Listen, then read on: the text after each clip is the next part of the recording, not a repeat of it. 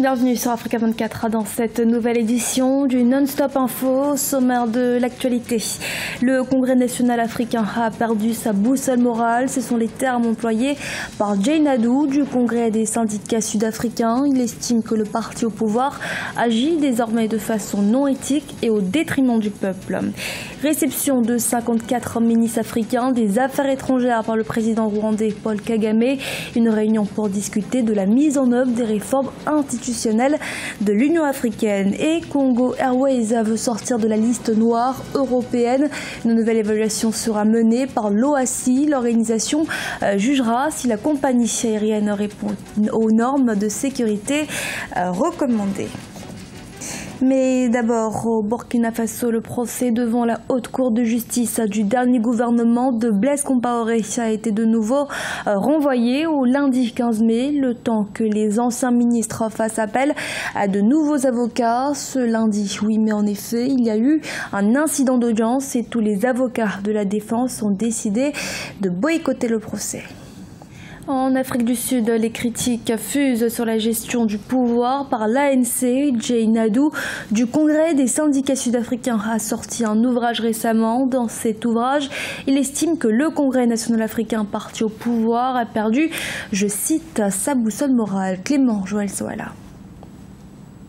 Le Congrès national africain, ANC, a perdu sa boussole morale. C'est en substance ce qui ressort d'un livre intitulé Change, Organizing Tomorrow Today, édité par Jay Naidoo, le secrétaire général et membre fondateur du Congrès des syndicats sud-africains. Dans ce livre, l'auteur indexe clairement la gestion de l'Afrique du Sud par l'ANC. Jay Naidoo estime que l'historique parti au pouvoir sert désormais les intérêts de ses dirigeants au détriment du peuple. Il appelle l'ANC à changer de paradigme. Les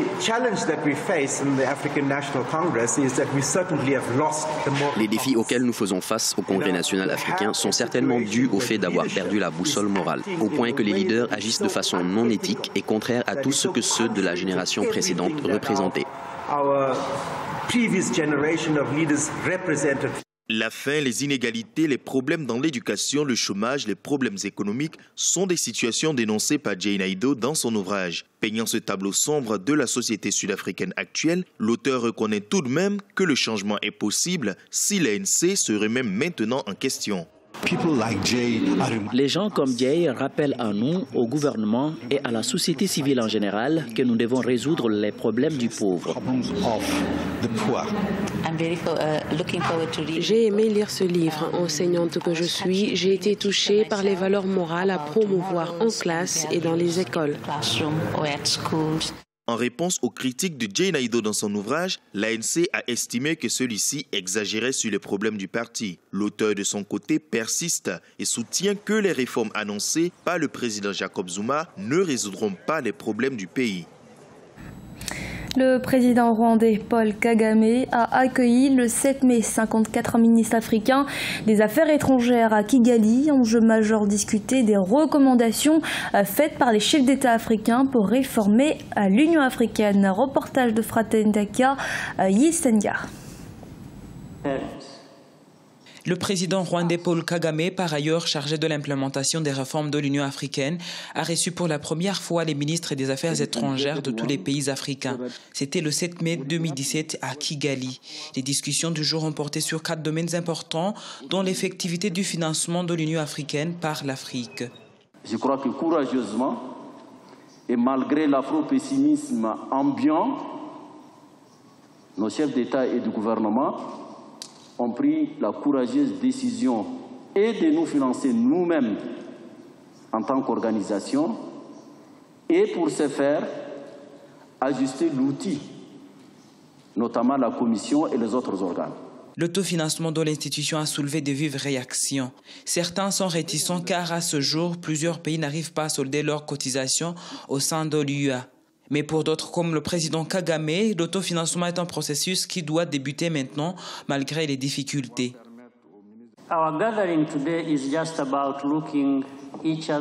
Nous nous sommes réunis aujourd'hui pour nous poser cette question. Qui attendons-nous pour pouvoir enfin bouger? Parce que si nous avions posé des actes bien avant, l'Afrique ne serait pas là où elle est aujourd'hui.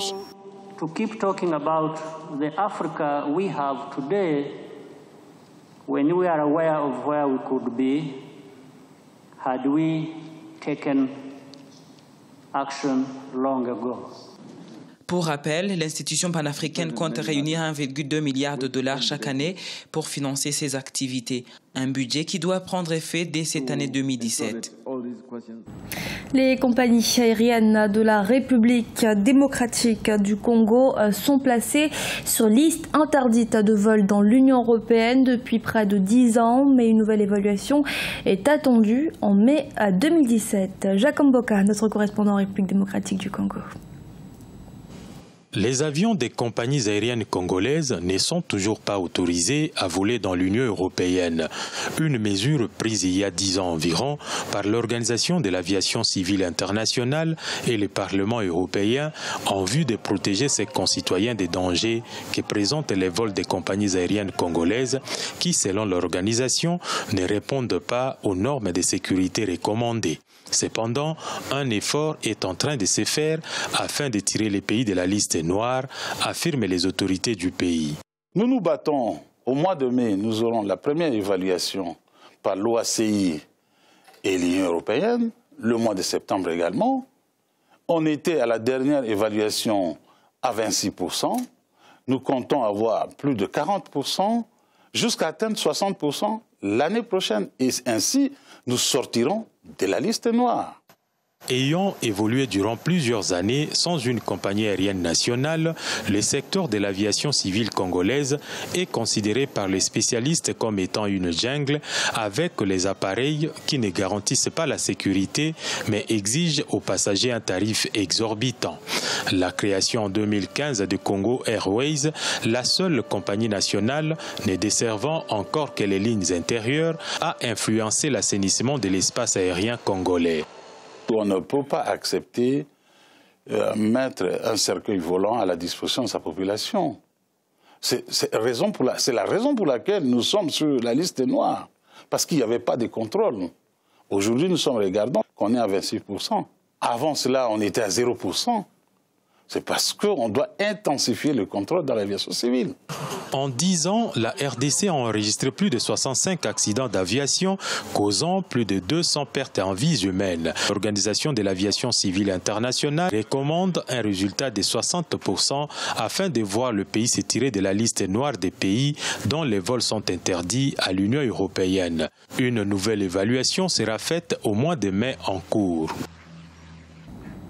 Les députés ivoiriens ont adopté vendredi 5 mai en commission un projet de loi sur la presse. Ce dernier prévoit une peine d'emprisonnement d'1 à 5 ans des journalistes pour délit de presse. Une annonce qui représente pour les organisations de journalistes ivoiriens une atteinte à la liberté de la presse. Reportage à Abidjan d'Olivier Conan. Adoption du projet de loi sur la presse par la Commission des affaires sociales et culturelles de l'Assemblée nationale le 5 mai 2017. Un projet de loi contesté par les organisations de journalistes. Celles-ci estiment que c'est un projet de loi liberticide parce qu'il permet l'emprisonnement des journalistes dans l'exercice de leurs fonctions. L'abandon de la dépénalisation des délits de presse est un recul de la démocratie selon eux. Quand on demande à un journaliste de payer de sa liberté d'1 à 3 ans d'emprisonnement pour un délit de presse, je pense que nous sommes dans une situation rétrograde, nous sommes dans une situation liberticide.